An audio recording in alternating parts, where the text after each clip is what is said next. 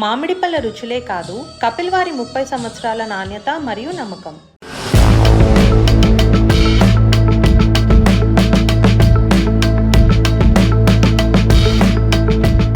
ఉత్తరప్రదేశ్లో చోటు చేసుకున్న ఓ వింత ఘటన ఇప్పుడు దేశవ్యాప్తంగా చర్చనీయాంశంగా మారింది.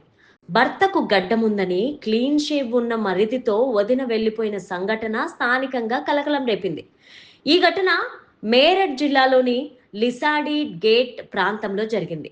ఇక్కడ నివసిస్తున్న షకీర్ అనే వ్యక్తి ఇటీవలే ఇంచౌలి గ్రామానికి చెందిన అర్షి అనే యువతిని వివాహం చేసుకున్నాడు. పెళ్లైన మొదటి రాత్రే అర్షి తన భర్త షకీర్ కు ఓ సూచన చేసింది. గడ్డం తీసేసి క్లీన్ షేవ్ చేసుకోవాలని చెప్పింది. అయితే షకీర్ దీనికి తీవ్రంగా నిరాకరించాడు. తాను చిన్ననాటి నుంచే ఇస్లామిక్ సాంప్రదాయాలను పాటిస్తూ గడ్డం పెంచుకుంటూ వచ్చానని, దాన్ని తీయడం తన నమ్మకాలకు విరుద్ధమని అర్షీకి వివరణ ఇచ్చాడు. గడ్డం విషయంపైన దంపతుల మధ్య తరచూ వాగ్వాదాలు జరిగేవని షకీర్ పోలీసులకు ఇచ్చిన ఫిర్యాదులో పేర్కొన్నాడు. మొదట గొడవలు చిన్నపాటి చర్చలకే పరిమితమైన ఆ తర్వాత తీవ్రతరమయ్యాయి. తాను ఎంతగా శాంతియుతంగా పరిస్థితిని వివరించినా అర్షి అర్థం చేసుకునేందుకు కూడా ప్రయత్నించలేదని షకీర్ వాపోయాడు.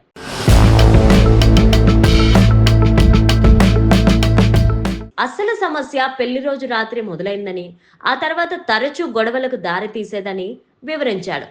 అర్షి ఇంటర్ చదువుతోందని, కాలేజీకి కూడా పంపిస్తున్నారని భర్త చెప్తున్నాడు. షకీర్ ప్రతిరోజు ఉదయం పనికి వెళ్లేవాడు. ఆ సమయంలో ఇంట్లో అతడి తల్లి, సోదరుడు మాత్రమే ఉండేవాడు.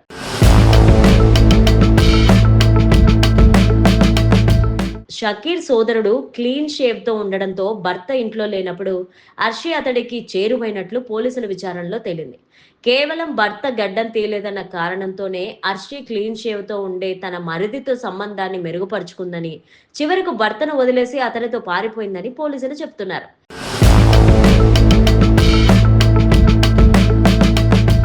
అయితే అర్షి మాత్రం తన భర్త తరచూ కొట్టేవాడని, మానసికంగా, శారీరకంగా హింసించేవాడని చెబుతోంది.